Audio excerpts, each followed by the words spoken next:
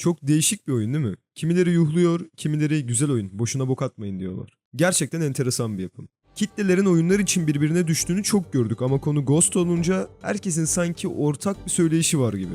Peki nedir o söyleyiş? Bu oyun çöp abi, rezil, iğrenç, oynamayın. Peki gerçekten haklılar mı? Bu oyun gerçekten çok mu kötü? Yoksa insanlar başka bir şeye mi kızgın? Bunu anlamak için zamanda biraz geriye gitmemiz lazım. Sene 2013. Berkay hemen dolara bak, ne durumda? Ghost duyurulmadan önce serinin hayranları kafalarında soru işaretleriyle yeni Call of Duty oyununu bekliyorlardı.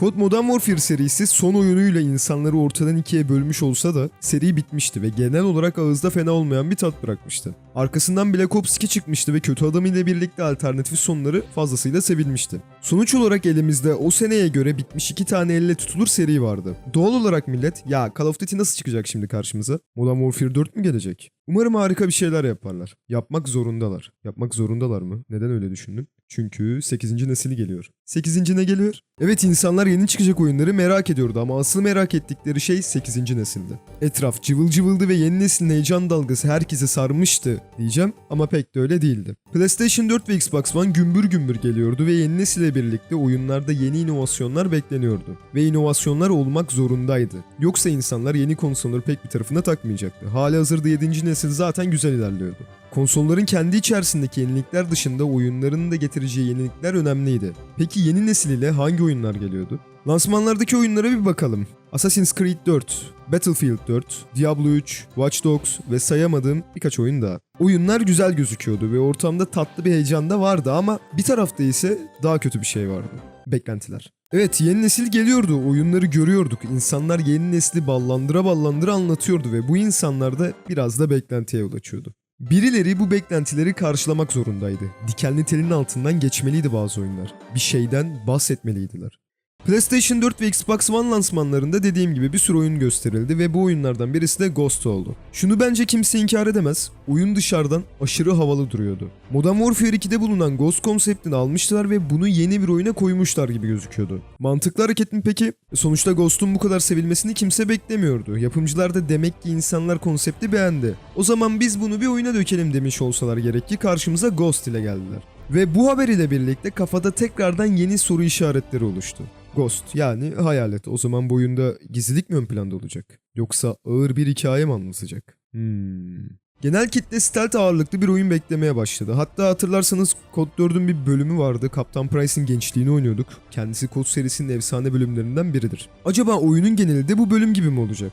Tabii milletin kafasında bu tarz sorular varken diğer tarafta Infinity Ward daha başka şeylerden bahsediyordu. Oyunun yapımcısı Mark Rubin, insanlar bizden Modern Warfare 4 bekliyor ama biz rehavete kapılıp bunu yapmayacağız. Onun yerine Call of Duty'ye yeni bir sayfa açacağız ve bu sayfaya yeni nesile geçeceğiz. Harika fikirlerimiz ve yeni bir oyun motorumuz var. Bunları toplumumuza paylaşmak için sabırsızlanıyoruz falan diyordu. Bu tarz açıklamalar elbette hype yapıyordu çünkü bir kesimde yeni nesil heyecanı da vardı. Bu açıklamaların üstüne bir de oyunun hikayesini Stephen Gahan'ın yazdığını duyunca herkes bir tamam dedi. Galiba güzel bir şeyler geliyor.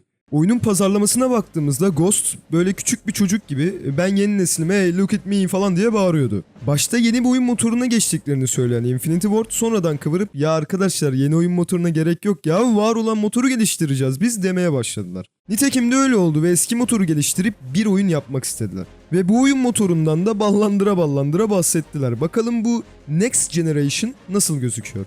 We have fish move out of the way when you get close to them. Evet, yanlış duymadınız. Balıklar bizden kaçıyor. İşte ben buna inovasyon derim. Yes!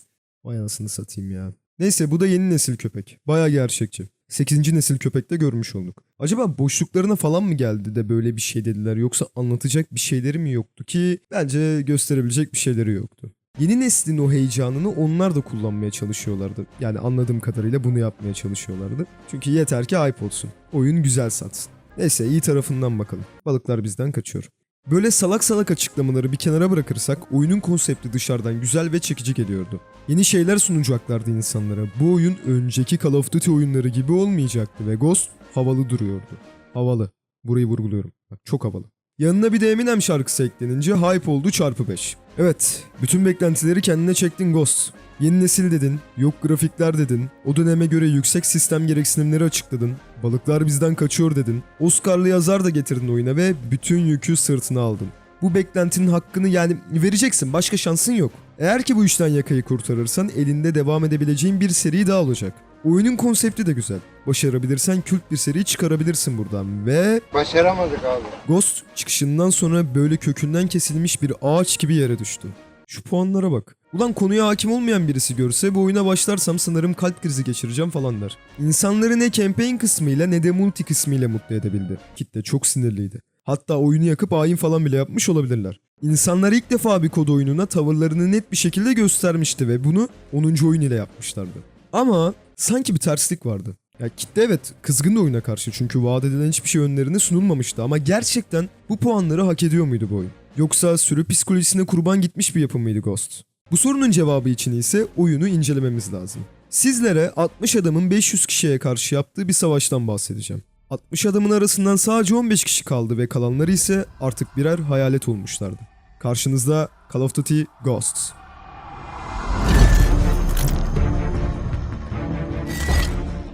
Oyunumuz bir hikayeyle başlıyor. 60 adamın 500 kişiye karşı duruşunu anlatan hikayede bu seçkin Ghost timinin ilk defa nasıl ortaya çıktığını ve ne kadar sağlam bir takım olduklarını görmüş oluyoruz. Hikaye bittikten sonra oyundaki ana ve yan karakterleriyle tanışıyoruz. Bu Ghost hikayesini anlatan kişi ise babamız, Elias Walker. Biz de kardeşimiz Ash ile birlikte çok güzel böyle ormanlık bir alanda babamızdan bu efsaneyi dinliyoruz. Aradan kısa bir zaman geçtikten sonra her tarafın bir anda füzeleriyle yerle bir olduğunu görüyoruz ve bu olanlara bir anlam veremiyoruz. Ardından oyun bize bu füzelerin yörüngede bulunan Odin silahından geldiğini gösteriyor. Federasyon adındaki örgüt Amerika'nın uzay istasyonunu basarak Odin silahını ele geçiriyor ve bunu Amerika'ya karşı kullanmaya başlıyor ve yıkım artık bu saatten sonra durdurulamaz hale geliyor. Küresel ekonomik krize yanıt olarak kurulmuş olan federasyon bu olaylardan sonra gücüne daha da güç katmış ve küresel süper güç haline gelmiştir. Aradan 10 yıllık bir zaman atlaması sonrasında kardeşimiz Ash ve ana karakterimiz Logan birer asker olarak karşımıza çıkıyor ve babamız Elias Walker'ın liderliğinde federasyona karşı savaştığımızı görüyoruz. Federasyona karşı darbe üzerine darbeler indiren Logan kendisinden her zaman bir adım önde olan düşmanına karşı zaman zaman çaresiz kalacak ama onu yakalayana kadar da asla pes etmeyecektir. Oyunun prolog kısmı gerçekten fena değil. Ghost timinin nasıl ortaya çıktığını çok sade bir şekilde göze estetik gelen ara sahneleriyle bizlere anlatılıyor. Devamında etraf patlıyor, çatlıyor, yıkılıyor derken temponun çok fazla yükseldiğini görüyorsunuz. Bu kadar tempolu bir giriş insanı gerçekten heyecanlandırıyor ve merak da ettiriyor. Ghost girişte bizim gözümüzü gerçekten iyi boyuyor. Ama sadece girişte. Genel hikaye gerçekten iyi değil. Şimdi Stephen abimize saygımız sonsuz. Neticede Oscar'lı bir yazar yani. Hani Oscar dediğimiz şey bakkaldan alınmıyor sonuçta. Ama dizi film hikayesi yazmak başka, oyun hikayesi yazmak demek ki başka oluyormuş. Hikaye genel olarak pek iyi değil. Ve duygusallıkta bir sahne dışında pek bir duygusallık da yok. Bu hikaye mevzusunu daha da açacağız ama bunları spoilerlı kısma saklıyorum. Orada enine boyuna konuşacağız hikayeyi. Neyse Ghost'a böyle güzel tempolu bir giriş yapıyoruz ve karşımızda kıyamet sonrası bir Amerika var. Post apokaliptik tema benim en sevdiğim temalardan biri ve bir kod oyununda böyle bir temayla karşılaşmak beni heyecanlandırmadı ama merak ettirdi. Şöyle bir atmosfere baktığımızda oyun gerçekten şık gözüküyor. Her bölümde zaten değişen bir hava var ve bu oyunun bölüm tasarımları bence hiç fena değil. Her bölümde farklı tempo yaratmak istemişler ki bazı bölümlerde bu yaratmak istedikleri tempo aslında bize güzel hissettiriliyor. Birçok kod oyununa göre daha heyecanlı bölümleri olduğunu rahatlıkla söyleyebilirim. Tabi bu her bölümde geçerli değil ama belli başlı bölümlerde gerçekten güzel. Mesela Tower bölümü bence kod serisindeki en efsane 10 bölüm arasına rahatlıkla girer. Başlarda gizliliğin ön planda olması, binanın üzerinden ilerlemek ve o heyecanla eşlik eden rüzgar sesi bizi tam anlamıyla bir Ghost yapıyor. Yani o kadar güzel bir bölüm ki adamı havaya sokuyor resmen ama oyun bunu her bölümde yapamıyor işte.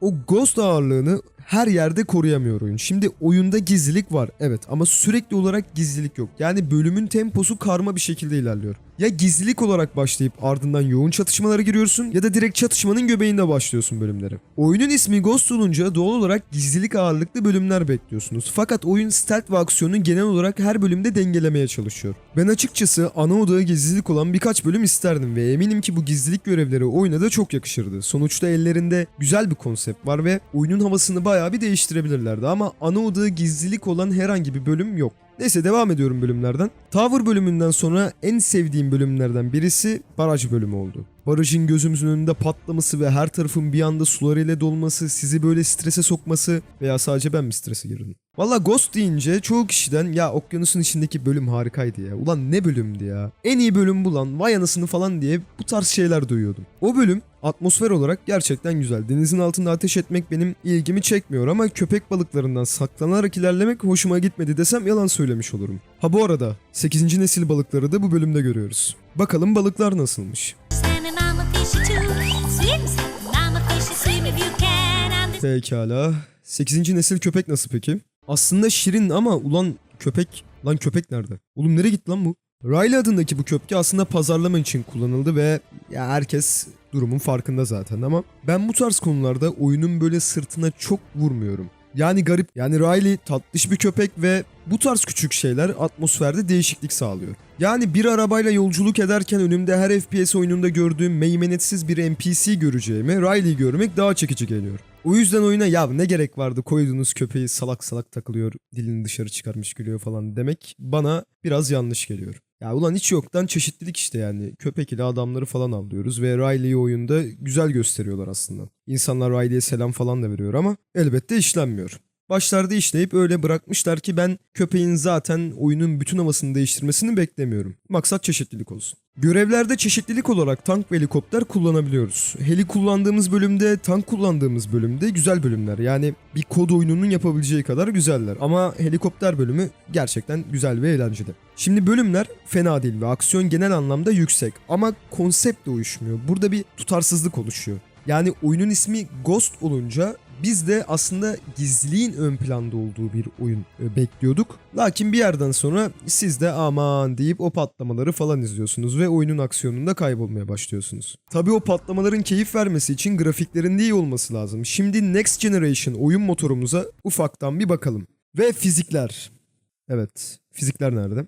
Spesifik sahnelerde etrafın uçtuğunu, kırıldığını, patladığını, çatladığını falan görebiliyorsunuz. Ama bunlar sadece özel sahneleriyle birlikte kalıyor. Ulan hani bakıyorum önümdeki siper bile parçalanmıyor. Arabalar havaya uçmuyor, tahtaya sıkıyorum, tepki yok. Varsa yoksa camlar patlıyor. Başka bir şey yok. Yani fizikler pek hissedilmiyor ya. Yani oyunun bir fizik motoru var mı gerçekten? Yani bunu sadece spesifik sahnelerde görmemiz oyuna eksi olarak yansıyor. Oğlum hani en basitinden siper niye parçalanmıyor ya? Ya bu bana çok böyle gülünç geliyor açıkçası. Tamam, fizikler sıkıntılı. Grafiklere bakalım. Yani tekstürlerin hali ortada.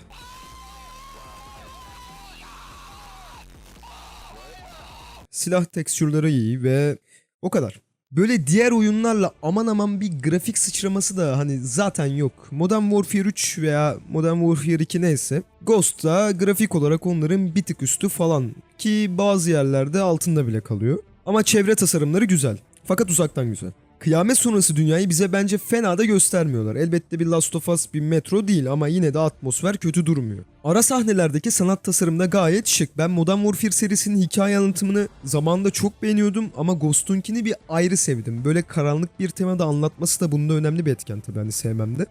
Ama Modern Warfare'inkinden daha bir ilgi çekici geldi bana. Daha bir güzel, daha bir akıcı sanki. Kısacası ara sahnelerde yine iyi ama bu oyunda sanki ara sahneler birazcık daha iyi gibi. Tasarım anlamında da bence oyun okey ama motordan çok kaybediyor ya. Harbiden yani yeni bir oyun motoru ile yollarına devam etselerdi tasarımlar gözümüze daha da şık gelebilirdi. Yeni oyun motoru falan demesi kolay. Sen biliyor musun yeni oyun motoru yapmanın ne kadar zor olduğunu falan diyecekler. Valla zorluğu kolaylığı benim umurumda değil ki sizin de umurunuzda olmaması lazım. Çünkü adamlar babamızın ayrına yapmıyor oyunu. Yani bizim gördüğümüz tablo basite kaçmış herifler. Yeni oyun motoruna geçselerdi bence daha farklı bir oyun görebilirdik. Yani en azından bu tasarımları daha iyi destekleyebilirlerdi grafiklerle ama yapamamışlar. Bir de bazı efektler çok kötü yani bilemiyorum ya. Valla daraldım. Zorlanmaya başladım şu an.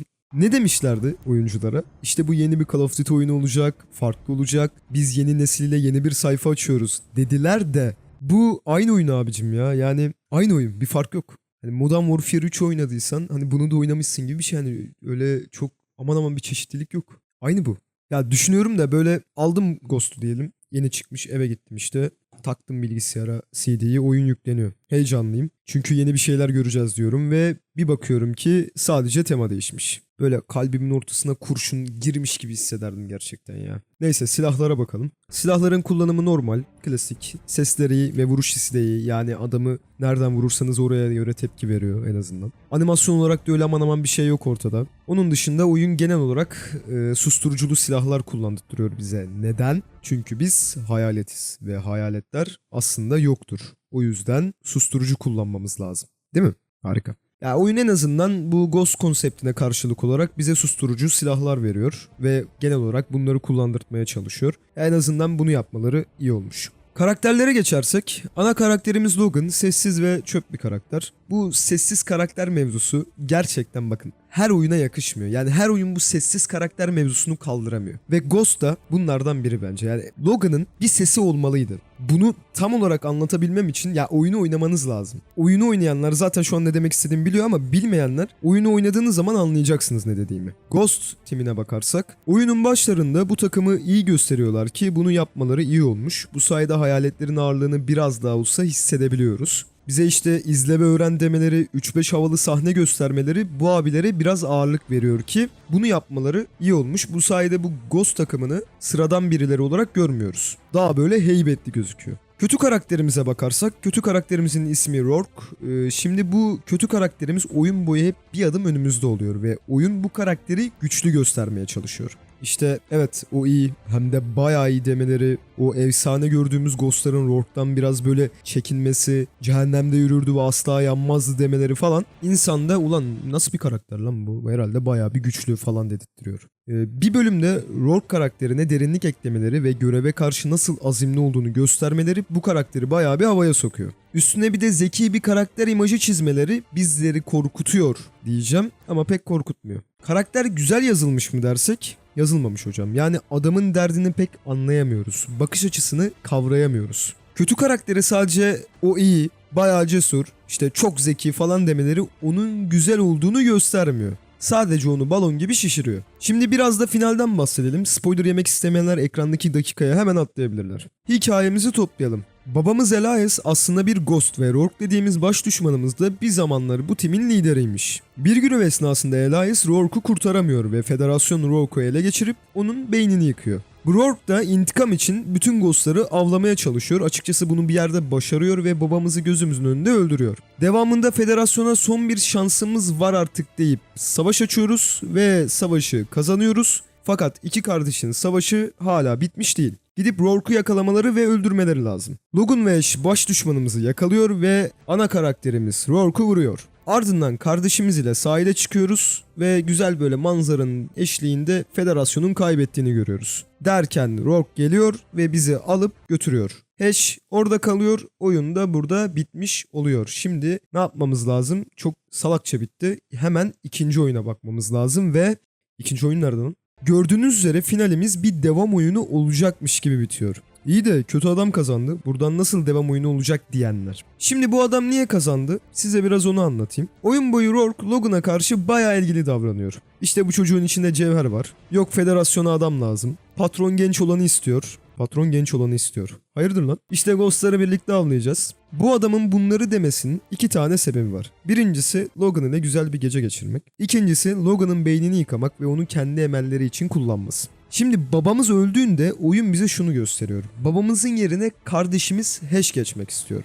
Şimdi Logan'ı da Rourke kaçırdı. Ne oldu şimdi? Abi kardeş kavgası olan yeni bir oyun daha. Adamlar bu oyuna güvenmişler gerçekten ve saygı duydum yani harbiden nasıl güvendiler bilmiyorum ama. Güvenmişler ve senaryo için açık bir kapı bırakmışlar. Eğer Ghost 2 gelseydi büyük ihtimalle ya Logan olarak oynayıp düşmanın tarafında olacaktık ki böyle bir senaryo işleseler harbiden güzel bir şeyler çıkabilir. Ya da Ash ile Logan'ı durdurmaya çalışacaktık. Fakat Activision biliyorsunuz ki kazanmadığı hata oynamaz ve bu yüzden Ghost 2 yapacaklarını düşünmüyorum. Zaten aradan 8 sene geçmiş, bu saatten sonra da büyük ihtimalle gelmez. Rourke'un bir başka kazanma sebebi ise adam Rus değil arkadaşlar, yani Rus değil, ben mi kazanayım? Rus demişken bu oyunda en azından Ruslara çarpışmıyoruz. Bence bu bile bir şey olabilir yani.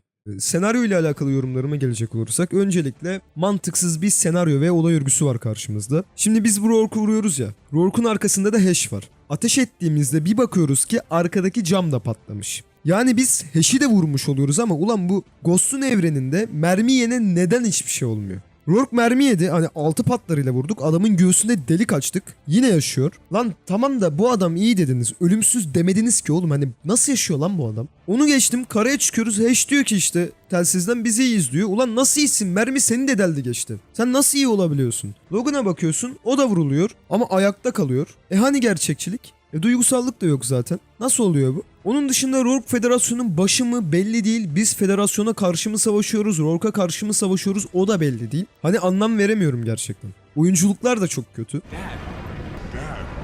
Valla senaryoya yorumum yok gerçekten ya, hani kafa patlatmayacağım. Mantık aramazsanız klasik absürt bir hikaye var ortada.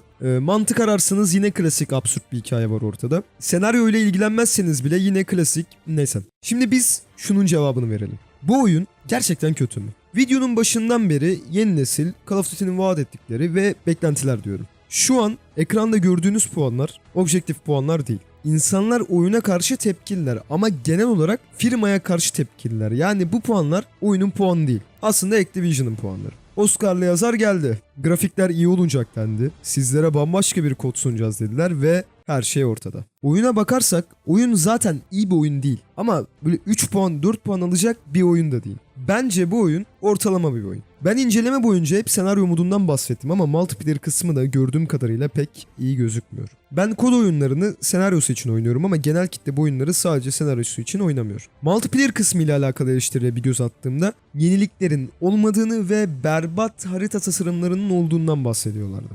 Benim bu kısma yorum yapmam mantıklı değil. Neticede multiplayer kısmını deneyimlemedim. Ama campaign kısmına baktığımda bu oyuna ortalama bir oyun diyebilirim. Oyunun atmosferi fena değil. Bir yenilik yok oyunda evet ama görevlere baktığımızda eğlenceli ve aksiyonu bol bir yapı görüyoruz burada. Her görevin atmosferi farklı ve aksiyon sahneleri gayet tatmin edici. Fakat insanlar beklentilere girdi ve benim gördüklerimi görmeleri bu oyuna böyle puan vermelerini pek engellemedi. Bu insanlara hak vermiyorum desem yalan olur. Ama biz hakikati aramak için geldik ve bu olayda şunu görüyorum. Hakikat dediğin sadece bir bakış açısıdır. Burada spesifik bir durum söz konusu. Sadece Activision'a tepkiniz için bile bu oyunu almayın diyebilirsiniz. Ama nötr yaklaşırsanız, en azından ben öyle yaklaştım, ortalama bir oyun tadını rahat bir şekilde alabilirsiniz. Ben Ghost'a 50 FPS veriyorum. Teması ve görevleriyle akıcı bir şekilde 5 saatinizi gömebileceğiniz böyle kısa bir oyun. Bu videoda aslında insanların neden böyle puanlar verdiğini ele almak istedik. Çünkü Ghost ile alakalı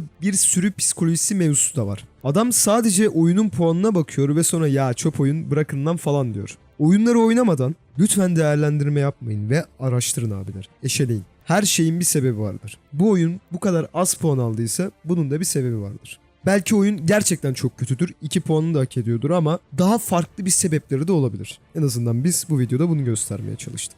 Anketlerde portal seçilmiyor diye evet üzülüyorum. Biraz takıntı yaptım bu konuya. Neredeyse 4-5 anketleri portalı koyuyorum. Seçilmiyor. Ama Ghost ile böyle bir içerik çıkarmak da hoşuma gitti. Çünkü YouTube Türkiye'de yapılmamış ve ele alınmamış oyunlarla ilgili içerik çıkarmak beni daha çok mutlu ediyor. Bu sayede eğer ki oyunla ilgili öznel bir durum varsa sizleri de bilgilendirmiş oluyoruz ve ortaya aslında daha anlamlı bir içerik çıkmış oluyor. Bakalım bir sonraki oyun incelememiz ne olacak? Videomuzun da sonuna geldik. Video hoşunuza gittiyse videoyu beğenmeyi, bu tarz içeriklerin daha fazla gelmesi için ve ekibime destek olmak için ise kanalımıza abone olmayı unutmayın. Ayrıca Discord sunucumuza gelip oyun muhabbetleri yapabilir ve yüklediğimiz videolardan anında haberdar olabilirsiniz. Evet Ghost, üzülme. Dedikleri kadar berbat değilsin. Şaka lan şaka, bok gibi oyun. Başka bir videoda sizlerle tekrardan görüşmek dileğiyle. O zamana kadar sizlere keyifli oyunlar diliyorum.